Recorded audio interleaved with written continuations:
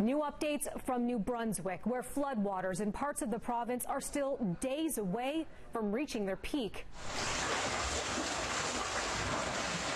Water has been steadily rising for more than a week and have reached historic highs in the southern region of the province. These are surpassing levels that were experienced in 1973.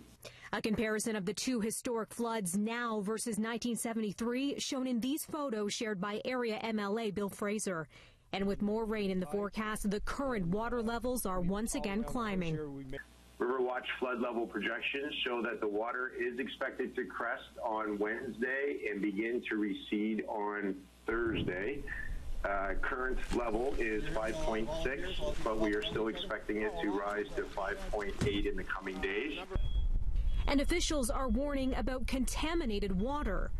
Lots of sewage systems that have been compromised by flooding, and when they're overwhelmed, the sewage has no place to go but in the watercourses or to back up into houses. The flood water can be heavily contaminated with sewage as a result. And people need to be mindful of the health risks, the risks of infections that come with that. And St. John Police reminding drivers that a number of roads remain impassable, washed out by water. As for those who've been forced from their homes due to flooding, they're being urged to register with the Red Cross. So far, nearly 1,000 people have done just that. The Canadian Coast Guard has been helping out, running safety patrols and helping with voluntary evacuations. But there have been questions as to why the province hasn't reached out for military assistance. Officials saying today that they are monitoring the situation closely and a request will go to the armed forces if deemed necessary.